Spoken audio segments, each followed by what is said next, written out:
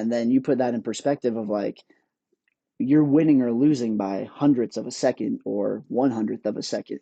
And so every rep that you get has to be dialed in so you don't waste that. Because if you waste that and someone else succeeded on it, now you're one rep behind. And you keep doing that. It's like that gap just grows. And you want to be this guy. You want to be growing in that direction. Uh, and so that's where it's so important, just because our bodies fatigue so quick in the sport between our heads and necks that you just physically can't take. I've taken 4, and then I was like, I'm fine. And the next day I was like, you know what? I actually can't even go today. Like my neck just doesn't work. Join me, Jeremy Swick, on Into the Unknown, a podcast that delves into the personal journeys, stories, and experiences of individuals across diverse professions. As a historian by trade, I firmly believe that our personal histories shape our present and offer valuable insights into our paths ahead. With that being said, let's get into it. On this episode of Into the Unknown, I am joined with a very special guest, Andy Whittier. How are you doing today, man? No bad days, Jeremy. It's just another great day. Andy, I appreciate you said that. You said that when we first jumped on too. I completely agree, man. There aren't bad days. Don't get me wrong. Bad moments, kind of you maybe a bad half a day some days, but overall, man, most of the time life's pretty good. Absolutely. And that's kind of been one of the mottos that's gotten me through probably the last 10 years. Like no bad days. And like you said, you can have bad moments, but don't let one bad moment ruin your entire day, right? Life is vastly too precious to let those little moments take away from the grand scheme of things you got going on and all the blessings you have in front of you and around you. And so it's really just a kind of a humbling thing anytime I get to spread that message and kind of share it with people and remind them that the beauty in life is one bad thing isn't going to deter the grand scheme around you. I couldn't agree more, man. As you mentioned, tomorrow isn't always guaranteed, so I think it's just making the most of it in honestly any situation because there are tough situations. It's not to say there aren't those tough moments, but it's kind of how you can respond and react to it. Yeah, absolutely. And I saw something pretty cool recently. A little quote that said, "Don't be mad when your plate gets full. This is what you ask God for. So be thankful that you get to eat." And kind of those same situations. It's going to be stressful. You got a big plate, got a lot to eat. This is what you asked for, though. So take it just one bite at a time and keep rolling. I love it, man. So, I like to kick off the show, talk the importance of networking. How do we know each other? So I got connected through Olivia at Ace Branding. So shout out to her and those guys for helping get this story out here. And same thing for you, kind of helping people express their stories and histories and how they got to the great things that they're doing.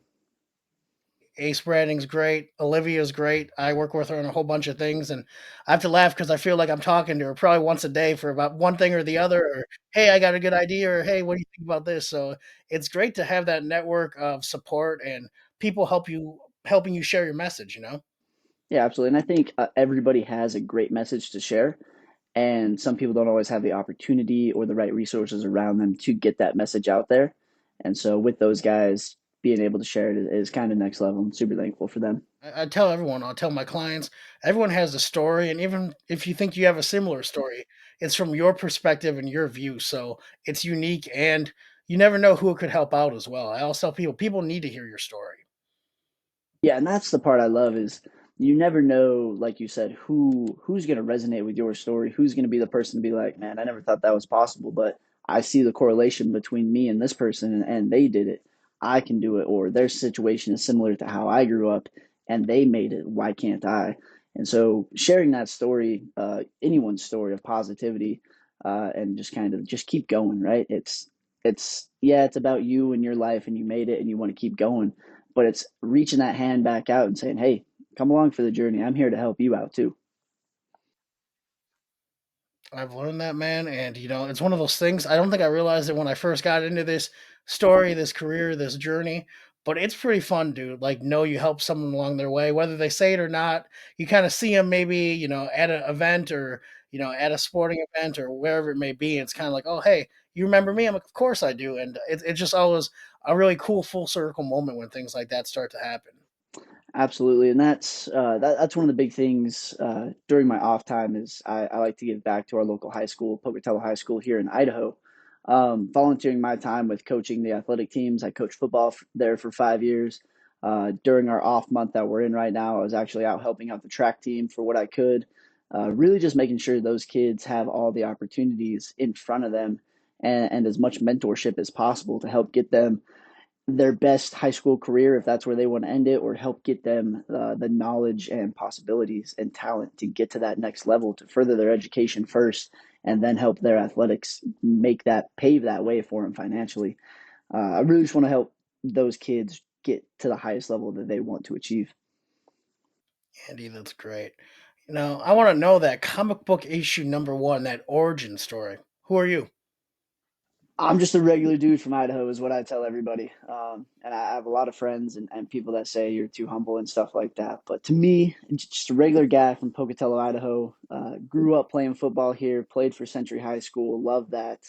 Had the opportunity to also play for Idaho State University as a walk on afterwards, which is also located in my hometown. So being able to go from high school to a Division I FCS program in the Big Sky Conference is a big deal to also represent and play for my friends and family, because not a lot of athletes, when they go to that next level, get that opportunity to play for their friends and family. Right? They kind of go states away, and then the viewership from friends and family goes down. So being really honored to stay here and play for those guys was a magnificent gift in my life.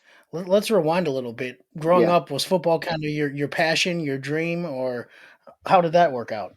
Yeah, so starting from the young age, grew up under a single mom, uh, or single parent household, right? Mom was the caregiver. And so we didn't have a lot of money to play all the traditional sports that a lot of kids get to, like campfire soccer and baseball and t-ball and all the other basketballs and stuff, right? And so I didn't get a chance to participate in team sports till I was about 10 years old, started in flag football. I was like, oh man, I love football. This is going to be my choice. She also told me you only get to choose one sport, so you better make it worth it. So I chose football, and from there, I was lucky enough to be put on a great coaching staff team in Little League, and I followed that head coach, who ended up becoming a father figure and a mentor to me, Dave Spillett. His son ended up becoming one of my best friends, and so being coached and mentored by him in Little League, and then following him to high school and understanding the culture of what it was going to take to win, really set me up for success later in life. But really only having that opportunity and being surrounded by my friends on that little league and high school team, I wasn't the most athletic kid growing up. I was short. I didn't weigh a lot. Like I'm the kid in the front of the row of the pictures sitting crisscross applesauce because everyone else is taller than me.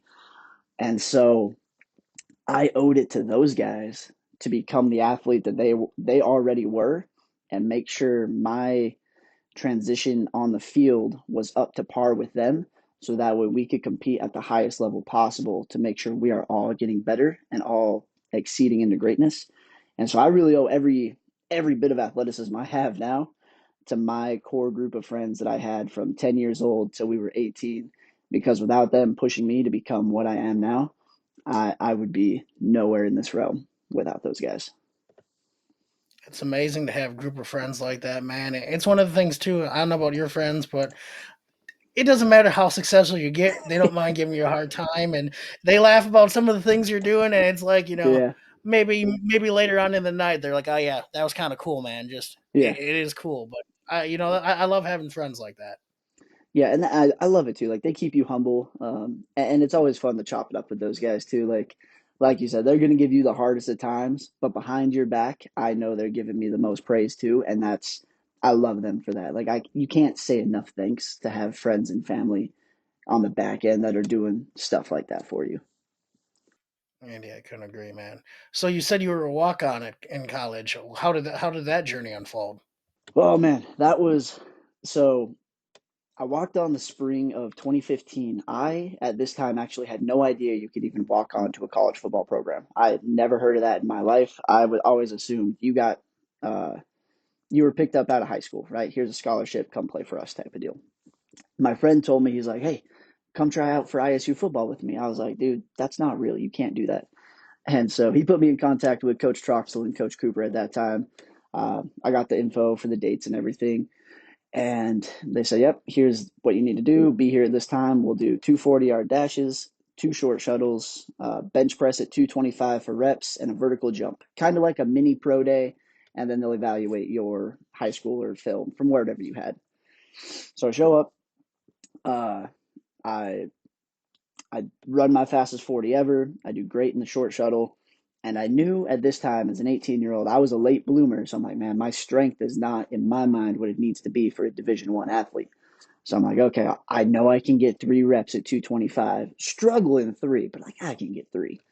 But I knew my vertical jump was going to be the game changer for me, just because I'd had the high school record and all that good stuff, and ended up breaking the record at Idaho State 2 years later. But they told us that day after the bench press, they're like, yeah, we're not going to do the vertical jump.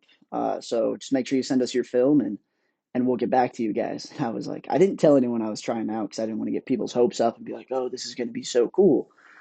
And so I only told my two friends that I was hanging out with that spring. I was like, hey guys, I did this. Nothing's guaranteed from it. Like, we'll see what happens.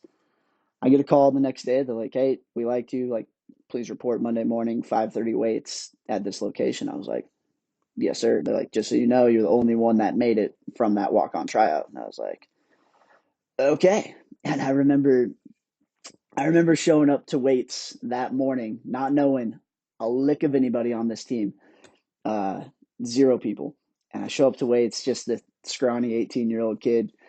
And there's a difference between lifting weights in the gym by yourself and like a Gold's Gym or something, and then lifting with a team and in the intensity and the grind you're going through. And probably about a half hour into that workout, I was blowing chunks a little bit. I was like, oh yeah, this is what this is like. But got it out, got back in there, got back to work, made it through spring practice. Still didn't tell anybody because they could have cut me at the end of that spring if they wanted to, if things didn't work out. Ended up finding a home on special teams and defensive back. Had my first start going into that fall, so my technical freshman year.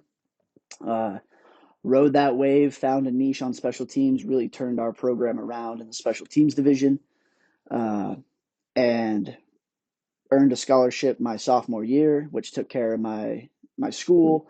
I stayed at home to save money because I was also working during this time too for all 4 years.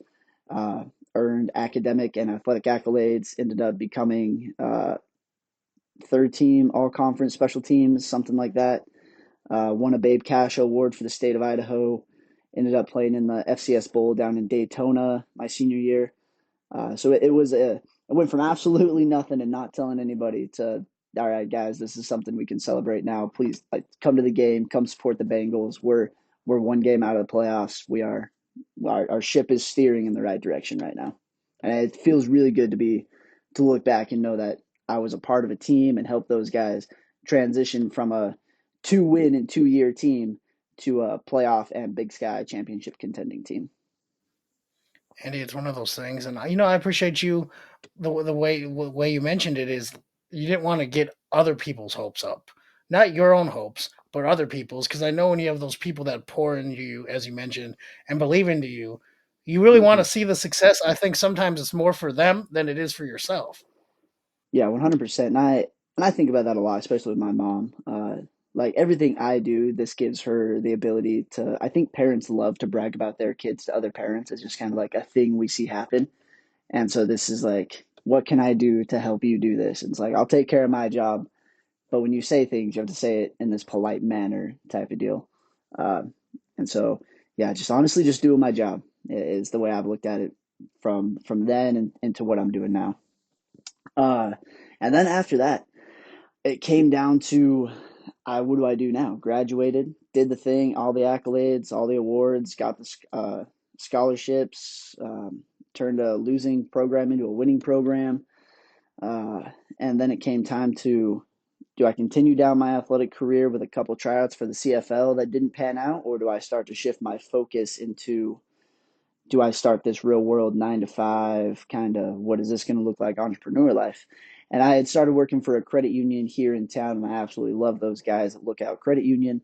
And started my coaching career at Pocatello High School, like I'd mentioned, um, and doom scrolling through social media, as we all end up doing at some point during our day. I came across an ad that said USABS online tryouts for bobsled and skeleton. And I was like, man, I know what bobsled is. Like, I still feel like there's enough left in me. I can still do something. I just didn't know what it was going to be. And I sent in my pro day numbers from Idaho State. I sent it in on a Saturday, had an email on a Sunday, a phone call on a Monday, and a month later, I was in Park City, Utah, learning the sport of skeleton, become a next Olympic hopeful. And in my mind, I was convinced up until that moment that the only way to be training for Team USA or become an Olympian was your mom and dad were previous Olympians. They got together and they're like, we're going to have an Olympic son or daughter and train them in whatever niche sport that they find success in, and then that cycle just kept repeating itself. Like I was the only way I was convinced about that. But yeah, sent that tryout tape in or my pro day numbers from ISU. Got that email, the phone call, and I showed up to the first day of training or first day of sliding, I should say. And in my mind, I was like, I'm gonna be a bobsledder. Like I've seen cool runnings, like we all have. Like that's gonna be the way to go. Right, we're gonna kiss the egg like Sanka and go down the track. Uh, but I showed up and they're like, "You're too small." And I was like, "That's not the first time I've heard that." And so they're like, "You're going to be a skeleton athlete." And my first thought after watching the YouTube videos on skeleton, I'm like, "That's insane. Why would I want to go 80 plus miles an hour, a centimeter off the ice, head first?" But I'm very much a yes coach person. So they said that, and I said yes coach. I got on the sled and they pushed me down the track, and away the career started from that moment on. And that was 4 years ago, and I just wrapped up my fourth season 2 weeks ago. It's incredible, Andy. What was that first time down the track like? Oh man, so like it's fun now and we seem super cool and calm, but I'll tell you what, that first time down the track, you're only starting halfway up, but everything in your body's saying, "What are you doing?" Because you're terrified. Like your hands are tucked in, you're a centimeter off the ice, and they're like, "Yeah, you don't have to move, or you're gonna get hurt." And so they push you off the little start ramp that they have, and you end up doing like 40, maybe 50 miles an hour, depending on the ice. And it's terrifying. And so the way we did this is we were only there for 2 weeks. So it's kind of like it was a pretty quick progression camp. And we're in Park City, Utah, where they held the 2002 games and where the 2034 games are coming back to. So they start you at curve 6 out of 15 curves, and you're going and you feel it and you're like, all right, like I'm feeling good. I think I can do this. And we stayed there for 2 days and then we moved up to curve 2, 3. So now we're going much faster. Now we're actually hitting that threshold 60, 70 miles an hour. We're in that speed range and pulling some way more G's now. We're getting up into that 3, 4 range. Uh, and then the fear really kind of starts to hit again. You're like, oh man, I'm cooking because it's you're doing interstate speeds a centimeter off the ice, right? And then 2 days later, they have us at the top of the track. And our coach was under the mindset at this time, it's like, hey, the sport takes place from the top. You're either going to find out if you like it or you don't. And so we're at the top. We're not running yet. So they just have one of the workers standing in front of us and they spread their legs and we shoot through. And man, at that moment, you realize you're like, I'm about to go down this ice water slide at 80 miles an hour and I can't stop until I get to the bottom. And then after enough runs and enough messing up and a couple good runs and messing up some more, you finally find the love of the speed and the lines and the pressure, and you're like, okay, this is for me. But during those first 2 weeks, it's definitely one, it's a mental battle because a lot of us played football, basketball, baseball, and like we're mentally strong on those fields and can do anything, right? Willing to die in those sports. But then you enter into this whole new era, and you're like, man, maybe I'm not as tough as I thought I was. Because an ice wall at 80 miles an hour hits different than somebody else hitting you. Uh, but then you get better and you feel it. Yeah. So yeah, you go from being scared to loving it. Absolutely, Andy. And it's funny you mentioned that. It's also the actual skills and the art to it of a new sport like that. It's one thing to be willing to sacrifice it all for the sport, but I am sure a lot of it was also figuring out the sport to some degree. Oh, every day I'm still figuring out, and we usually figure it out for like basically our entire career. But in the beginning, it's a crazy transition. So and for people who don't quite understand, so a lot of people understand what bobsled is, and they see the track they go down. We're doing the same track, but we're going head first. And so that's why when I say my chin's a centimeter off the ice, it's because we're literally tucked in like a speeding bullet going down. pulling 4 to 5 Gs around these curves, and it's such a you see track starts, right? You see how explosive they have to be out of the blocks. We have to be at that same explosiveness, but now we have to push a 60 to 75 pound sled running on ice over a straight line, over a crest going downhill, and then we got to jump on the thing, and then we got to be as patient and smooth as if we're playing golf, right? Got to be nice and smooth with the golf swing. And that's what I related to. I'm like, you got to be explosive. You got to do everything you can to get as fast as you're going and then be smooth like a golf swing on the way down. And it's just two completely separate sports in that regard. So, Andy, what happened after the initial tryout and trainings? Yeah, so after the 2 weeks go by, they ask you like, how do you feel about this? Do you feel like this is something you want to do? And they have their own evaluations as well. I'm like, I felt good. I would love to come back if you're feeling it. And after that, they invited me out for another 2 week camp at the beginning of December, back in Park City. Kept training, just getting reps and volume and runs because that you just need stuff like that because we're coming into this so late in our careers. And so you come for 2 weeks, you go home for 2 weeks, you come for 2 weeks, and now maybe the camp is in Lake Placid, New York, where the 1980 games were held. And so now we're at that track. So now we're learning a new track at the same time.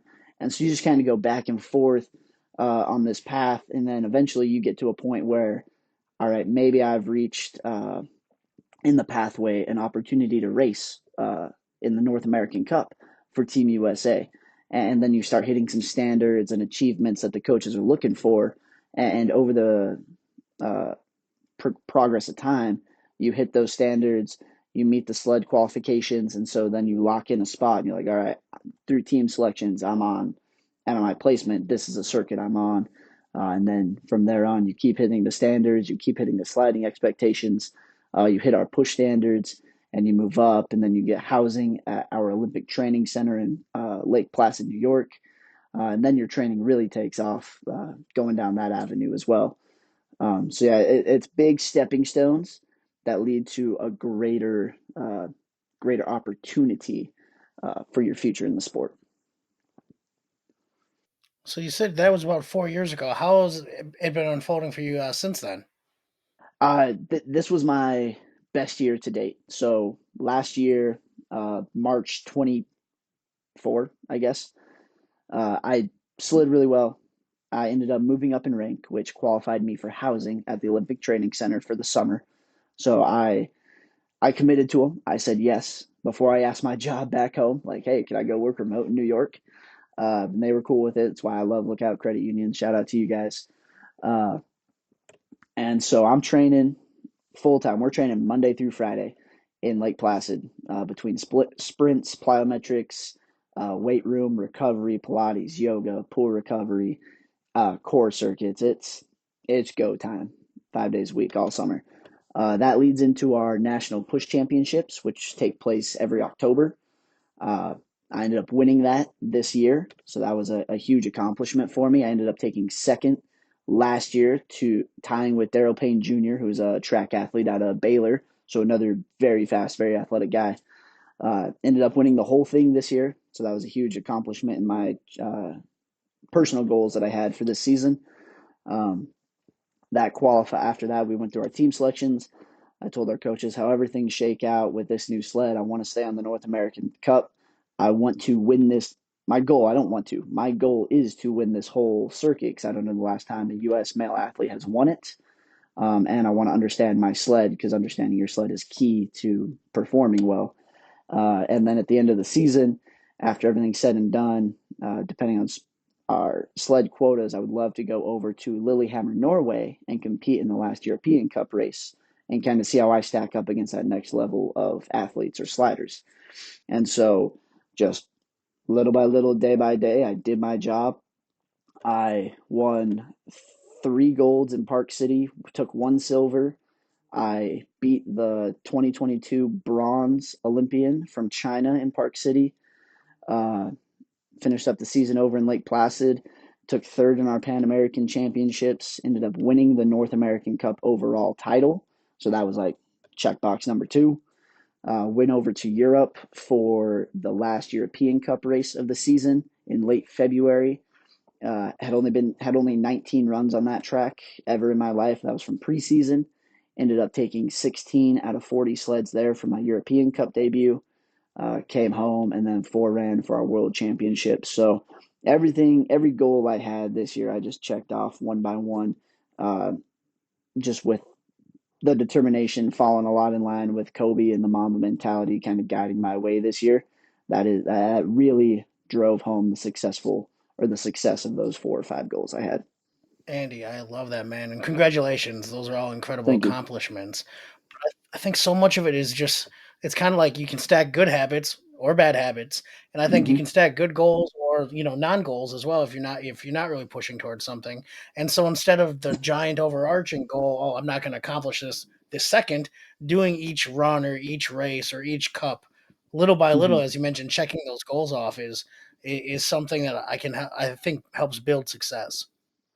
Yeah, 100%. And that's like, so with our sport, and this is the crazy part. Usain Bolt said this best, right? He said on his world record race, I trained for 4 years to run for 9 seconds, right?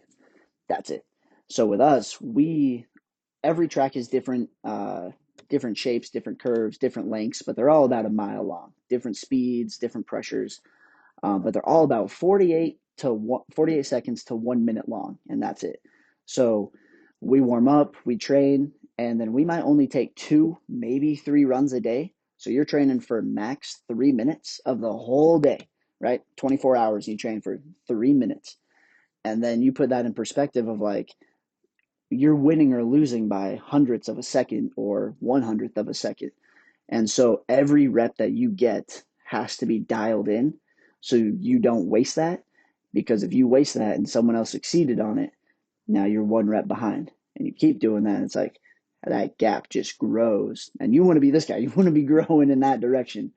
Uh, and so that's where it's so important, just because our bodies fatigue so quick in the sport, between our heads and necks, that you just physically can't take. I've taken 4, and then I was like, I'm fine, I'm fine. And the next day I was like, you know what? I actually can't even go today. Like my neck just doesn't work. And so it's a interesting trade-off between what we perceive we can do and what we actually physically, our bodies and brains will let us do. Andy, that's fascinating. You know, everyone's journey. You make a decision, you go east, you can go west. Can you give me a time in your life when you made a decision, just went for it?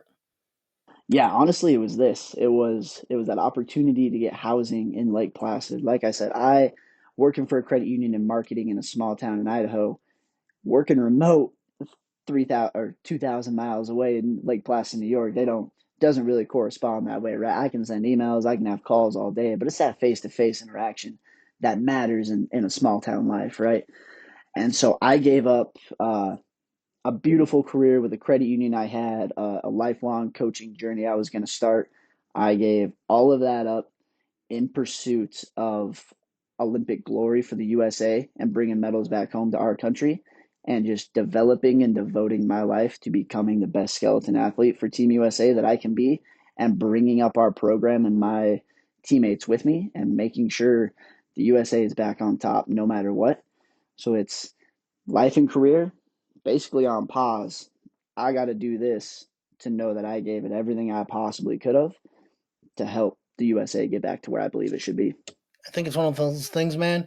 You don't want to live with regret. I mean, of course, you could have easily done the safer thing, stayed Mm-hmm. with the great job, the great career, the coaching career, and maybe nothing would have came of it. But it's one of those things where at least you'll know one way or the Mm-hmm. other. And I believe in you, man. I'm excited to start becoming a skeleton fan and seeing even more. And it's one of those things, man. You went for it, or you're going for it. Yeah, absolutely. And the big thing about this is like we're all self-funded athletes for Team USA, and that doesn't get talked about a lot. So like I went from a career where like I'm making money, like, oh, this is great. I'm like, I'm doing this. I'm the product now. Team USA is the product now. We're doing this whether the money's coming or not.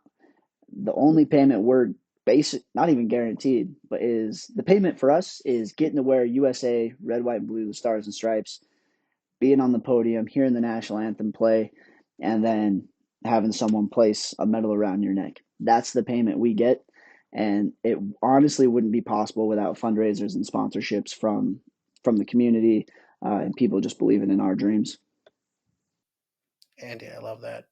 Title of the podcast, Into the Unknown. What are you working on right now? What do you got going on right now, man? Right now, I'm actually packing up to go back to summer housing and training in Lake Placid. I leave tomorrow morning at 6 a.m., leaving Idaho, getting over there about 5 o'clock. Uh, so, yeah, it's going to be that's basically it. Mentally preparing. I knew what training was last year, and now being able to dive into that in a much more intense and purposeful season. I'm I'm more excited about it this year than I was last year. Yeah, and that's the beautiful part about this is we're always learning and getting better. Because, like I said, the difference between first place and fourth place, if we're talking Olympics or any of our races, is 100th of a second, right? 100th, 200th, 300th, 400th. That's first place to fourth place and no medal. And so trying to become perfect in every little facet. Yeah, we may not get there, but I'm trying my hardest to be that person or be in that space so I can give myself the best opportunity at a medal potential. Yeah, social media, best place is Andy Whittier. That's on Instagram. And as far as internet, we all have internet. What am I saying? Is going to be andywhittier.com. That kind of talks about who I am, the journey, the podcast I've been on with you, some other articles written about me from nationwide to local, just kind of following along as the journey grows. Jeremy, I appreciate it. This has been awesome. You're amazing. So I appreciate you giving me a chance to share the story. That was another fun episode of Into the Unknown. I truly appreciate you taking the time to listen. And if it provides you any value or entertainment, I would love if you shared it with others, liked, subscribed, and really just help the podcast grow. Again, tell a friend, tell a foe, just anyone who might enjoy hearing some stories of people's own journeys and what got them to where they are today. Till next time.